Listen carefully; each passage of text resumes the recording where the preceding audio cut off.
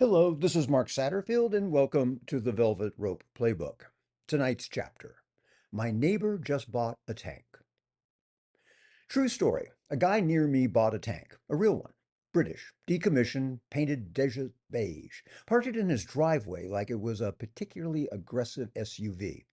Apparently, he drives it on weekends. He told me it's the one thing no one else in the neighborhood has. And right there, that one sentence is your marketing lesson for today. Because the affluent don't crave luxury, they crave distinction. At first I thought he was joking. A tank? Really? But the more I thought about it, the more it made sense. Everyone on his street already had the Range Rovers, the Teslas, the golf carts customized with monogram seats. The tank wasn't about functionality, it was about identity.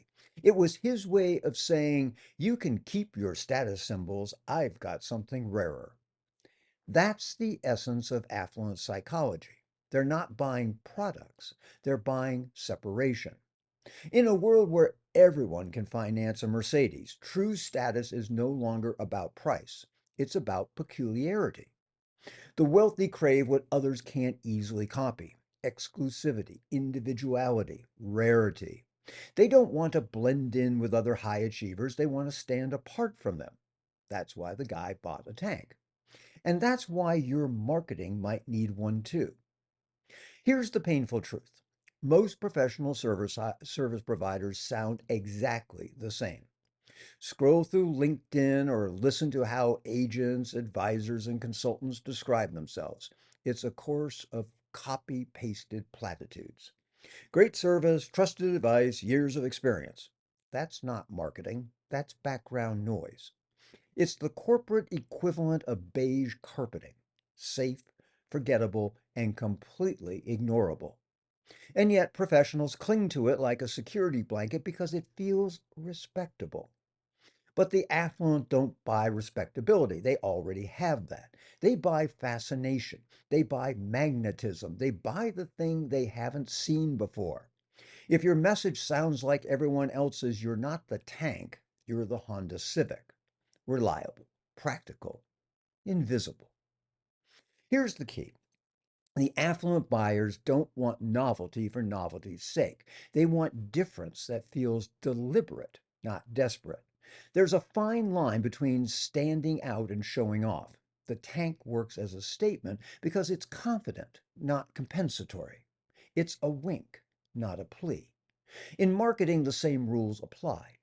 The moment your efforts feel like you're trying to be noticed, you've already lost status points. The affluent gravitate towards people who are secure enough to let intrigue do the heavy lifting. Think about how luxury brands behave. Hermes doesn't shout. Rolls-Royce doesn't run Super Bowl ads. They whisper, and people lean in. Your marketing should do the same. It's not about being louder. It's about being so distinct that the right people can't look away. My neighbor wasn't chasing attention. He was claiming territory. And that's the mindset you need if you want to attract affluent clients. Stop competing on credentials, compete on character. Stop selling competence, sell concept. The most successful advisors, agents, and consultants in the high net worth world all share one trait: they've built a brand that could only belong to them. Maybe it's the way they speak. Maybe it's their unorthodox approach. Maybe it's their unapologetic honesty. Whatever it is, it's unmistakable. They're the tank in a neighborhood of Range Rovers. And that's what I teach at getwealthyclients.com: how to develop the kind of positioning that makes affluent clients chase you. So go there and you'll find programs, books, and trainings that show you how to shift from blending in to standing apart without ever looking like you're trying too hard. That's getwealthyclients.com. You know what real luxury is? Not leather interiors or five-star service. It's the freedom to be unmistakably yourself. That's what every affluent buyer secretly wants. They spend half their lives surrounded by people trying to sell them versions of themselves: safer, shinier, more flattering. But the person who says, "Here I am, take it or leave it," instantly commands attention. Originality is magnetic. It signals courage, and courage reads as competence. In a world obsessed with optimization, the truly wealthy are drawn to authenticity, the thing that can't be replicated by software or strategy decks. So when your competition is chasing perfection, go for presence. That's what a tank is. It's imperfect, impractical, a little ridiculous, and absolutely unforgettable. Okay, well, you might be wondering. Fine, Mark, but how do I stand out without becoming gimmicky? Good question. Here's the rule. Your difference should reflect your values, not just your vanity. A tank in the driveway only works because it fits the owner's personality.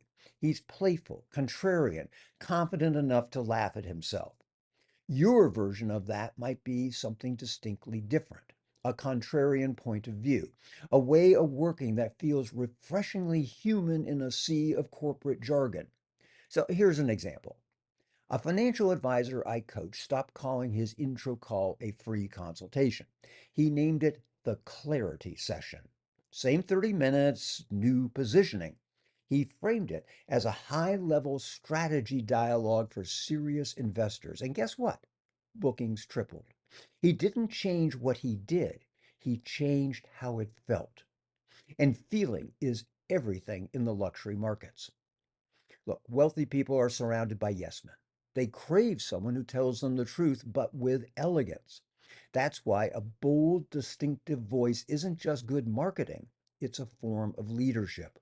When you say something different, you signal confidence, and confidence is the native language of the affluent. The real reason most professionals avoid standing out isn't fear of failure, it's fear of judgment. But here's the irony: trying to appeal to everyone ensures you impress no one. When you take a stand, when you communicate your worldview, when you make peace with being polarizing, you create gravity. Affluent clients don't follow the crowd, they follow conviction. And conviction looks like a tank. Look, there was a time when credentials built credibility, not anymore. Today, clients assume you're competent. That's not a selling point, it's a starting point. What builds trust now is distinctiveness. People trust what feels real, what feels human, what feels like it has a pulse. So if you sound like a press release, they'll scroll right past you. But if you sound like a person, especially one with a perspective, you'll stop them cold. You'll become the professional they remember, the one whose emails they actually open, the one who doesn't need to chase because curiosity has already done the job. That's the beauty of distinction. It attracts attention organically. It's marketing gravity. And when you have gravity, you don't have to push. So here's the rule. In a world full of polished Range Rovers, be the tank. Not because you need to shock people, but because you need to signal something no one else does. I'm comfortable being different. That comfort is contagious. It tells clients, if I trust this person, I'll probably stand out too.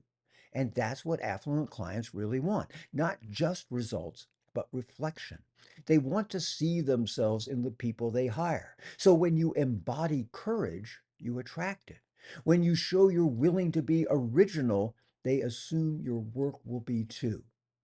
And if you'd like to learn how to craft that kind of positioning where your marketing becomes magnetic to the affluent, then visit wealthyclients.com. You'll find my best selling book, The Affluent Marketing Blueprint. It's free for a limited time, and a suite of advanced programs on exclusivity, influence, and persuasion designed for professionals who are ready to stop sounding credible and start sounding captivating. Because in the end, distinction isn't about standing out for its own sake. It's about standing out with purpose. My neighbor doesn't drive his tank to get attention. He drives it because it makes him smile. That's what great marketing should do. Make the right people smile, nod, and think, that's my kind of person. And when you can do that, you won't just sell more. You'll belong in a world you once thought you had to impress. This is Mark Satterfield. Thanks for listening to this chapter of the Velvet Rope Playbook. I'll be back at you soon with something new. But until then, bye for now.